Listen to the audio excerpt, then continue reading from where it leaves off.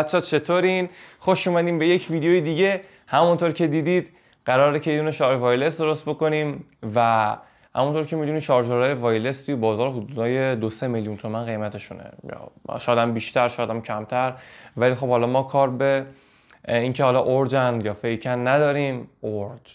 خلاصه که اومدیم که با یه دونه ماژول شارژ وایرلسی که بالاخره حالا یه چیز خامه، یه دونه ماژول و بهش یه دونه کابل وصل میکنیم و آماده کار میشه. ما فقط قراره که این ماژول شارژ رو بیاریم و بذاریمش داخل یه دونه کیس که بتونیم از این استفاده بکنیم. حالا کیس ببینیم بچه‌ها بستگی داره که شما میخواین از چه کیسی استفاده بکنین. ببینید شما میتونین کیس این شارژ وایرلس رو با خیلی چیزا درست بکنید. یکی نمونه پلکسیشه که من یه دونه بیشتر موجود ندارم ازش. یکی بیشتر تو سایت فکر نکنم اصلا باشه، اگه هم باشه نمیدونم حالا اوضاع چجوری میشه. ولی خب این کیسش این شکلیه، یعنی برش خورده، لیزر شده، آماده پلکسی. شما میتونید اصلا اینو با MDF درست بکنید. البته MDF مقدار ضخامتش بیشتر میشه، شاید شارژ وایرلس نگیرش. میتونید با پرینتر سه‌بعدی طراحی بکنید و بسازید. حالا با چیزهای مختلفی کلا میشه اینو ساخت. خب در کل شما فقط یه دونه ماژول شارژ وایرلس احتیاج دارید که بذارید برام براتون بیارم. ببینید اینه، این ماژول شارژ وایرلسه.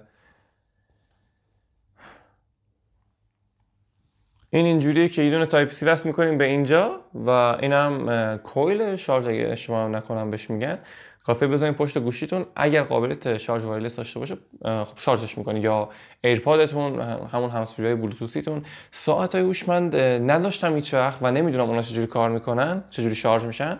فکر کنم اونا اگه شارژ وایرلس داشته باشن کار میکنن، اینو مطمئن نیستم. حقیقتش راجع به ساعت هوشمند چیزی نمیدونم خیلی. خلاصه که آره این شکلیه. فقط ما قراره برای این دونه باکس طراحی بکنیم که راجع به باکس هم بهتون توضیح دادم. و بچه‌ها ببینید اون سری که داخل ویدیو دارم استفاده می‌کنم، اون ماژول بردش این شکلی نیست. یه مقداری از نظر شارژ کردن هم بهتر از اونه، یعنی طبق تستایی که من انجام دادم این بهتر شارژ میکنه. یعنی چندین مدل من خریدم و تست کردم ولی این از همش بهتر بود که نشونتون دادم. خلاصه خیلی طولانیش نمی‌کنم. راستی یادم رفتتون بگم که من ماهانم. همینجوری بریم سراغ بستن کیس این پروژه. ما میام اول اون پلکسایی که برش دادیم و میاریم و این هم از ماژول شارژ که پشتش دونه چسب هم داره. و اول برای اینکه ما جعبه رو یه جوری سر هم بکنیم، ما با هم حدودا چند تیکر و 3-4 تیکر حدودا با هم دیگه متصل بکنیم که این یه حالت استند طور به خودش، یعنی بیسته خودش اونجوری به خودش بگیری که ما بتونیم تمام قطعات با هم دیگه سوار بکنیم. پس طبق روال همیشگی دونه دونه برچسبای یه طرف رو میکنیم که کلروفرم نتونه روی بخش هایی که خارجی هستن واکنش بده و ظاهر کار رو خراب بکنه.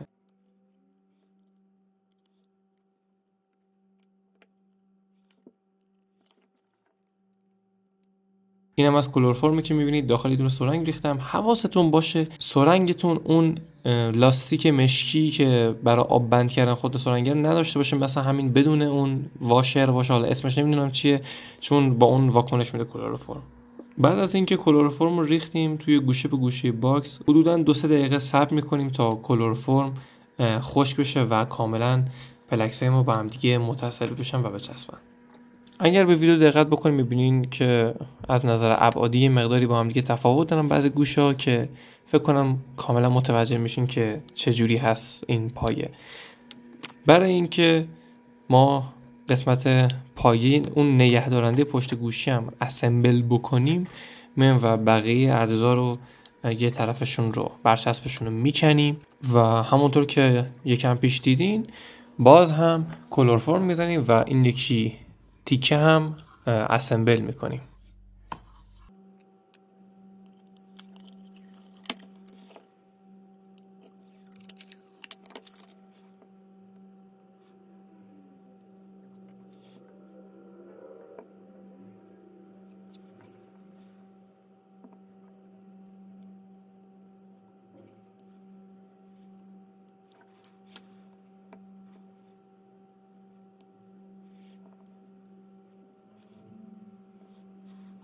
اینم از نگهدارنده پشتی شد که به این صورت هست. اینا هم یه سری سوراخ هستن برای اینکه حرارت توی اونجا زندانی نشه و بتونه بالاخره یه جوری راهش پیدا بکنه و حرارت از اونجا بیاد بیرون. حالا زمان این رسیده که شما ماژول شارژتون رو جاش رو مشخص بکنید. ببینید اینجا باید حتما تست بکنید ببینید که ماژول شارژ شما توی چه ارتفاعی باید قرار بگیره، بالا باشه پایین باشه. این بستگی به مدل گوشیتون داره و ابعاد گوشیتون. این رو باید خودتون با آزمون و خطا در بیارید و ببینید که کدوم قسمت این باکس بهترین جا رو داره برای قرار دادن ماژول شارژ. بهتره که از چسب دو طرفه چندین لایه استفاده بکنین که این حداقل فاصله رو بگیره و خیلی بیاد بالاتر و نزدیک به اون یکی ورقه پلکسی بشه که خیلی به گوشی نزدیکتر بشه و اگر احتمال باشه که قرار نباشه که شارژ بکنه به خاطر فاصله زیادش، حداقل این احتمال رفع بشه.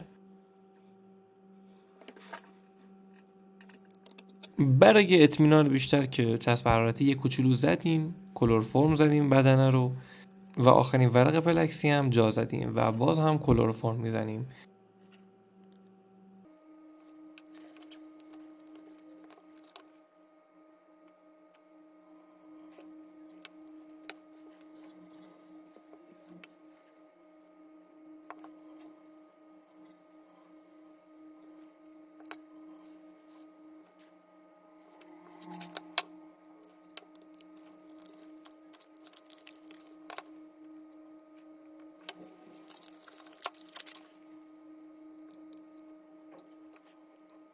الان ما باید بریم یه جایی برای اون پایه نگهدارنده پشت گوشی تعبیه کنیم. پس با مینی فرزم افتادم به جونش و یه سوراخ گونده زدم داخلش که اون تنه بره داخل بدنه و ما بتونیم چسبش بزنیم. یکم کار کثیف از آب در اومد به خاطر اینکه حقیقتش نمیدونم اون زمان دقیقا داشتم چیکار میکنم که یه هم چیزی اومد به ذهنم، ولی خب نمیدونم. این ویدیو مال 2 سال پیشه و من بعد 2 سال دارم ویدیوشو میگیرم. راستی اینو یادم رفت بین حرفام بهتون بگم، من یه دونه سایت فروش قطعات الکترونیکی دارم اگر یادتون باشه. یه مدتی بالاخره به خاطر جابجایی جور چیزا بسته شده بود و نمیشد مثلا چیزی بفروشم، چون من یا این طرف بودم وسایلم اونجا بود، هی این شهر و اون شهر که شدیم دیگه حقیقتش بستمش. ولی خب الان دیگه یه جا ثابت شدم و قرار خیلی پرقدرت‌تر ادامه بدیم و امیدوارم که شما هم حمایتاتون رو بکنید و آره دیگه بیاین خرید بکنید. من پولدار میخوام بشم، من میخوام پولدار بشم. ببینید بچه‌ها، من یه چیزی یادم رفت بهتون بگم. ببینید این شارژ وایرلس رو می‌بینید اینجا، جای همون چیزی که بهش کابل وصل می‌کنید. ببینم که خودشه و بذارید من اینو بیارم. گوشی این شکلی میاد و میسته. ببینیم برای چسبوندن این که این شکلی وایسه بهترین روش چسب حرارتی بوده که همونطور که می‌بینید اینجا چسب حرارتی زدم. اگر شما دارید چسب حرارتی مشکی استفاده بکنین، اگر هم میخواین تمیز در بیاد برین بگیرین. قیمتش فکر نکنم خیلی زیاد باشه، 2 تا دونه بگیرین کافیه. اگه فقط خیلی استفاده نمی‌کنین مشکی، این خوشگل‌تر میشه. ببینین این مقداری از ظاهرش افتاده.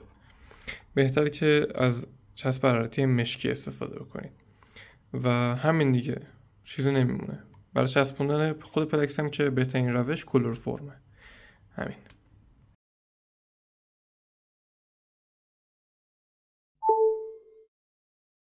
هر سوالی هم که داشتین میتونین توی آیدی تلگرام مال فروشگاه برین داخل سایت و اون آیدی تلگرام پایین هست.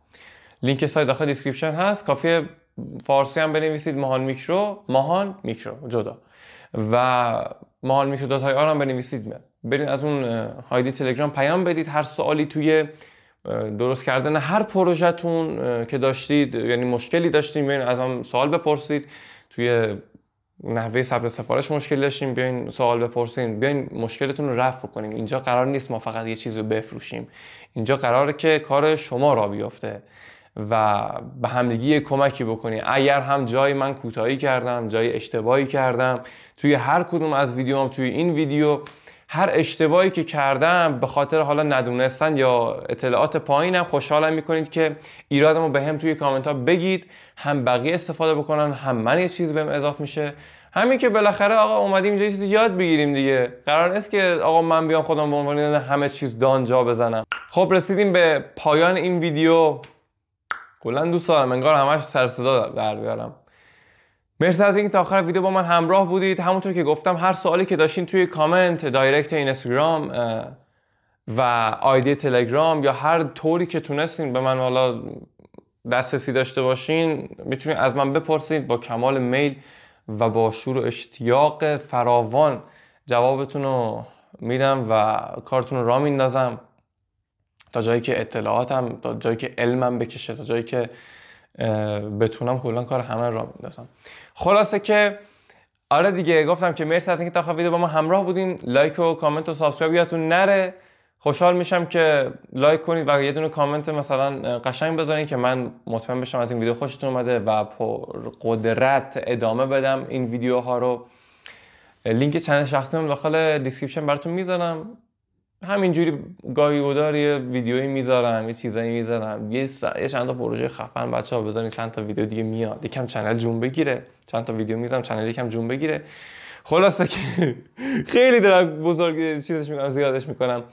خلاصه که تا ویدیوی بعدی میبینمتون. فعلا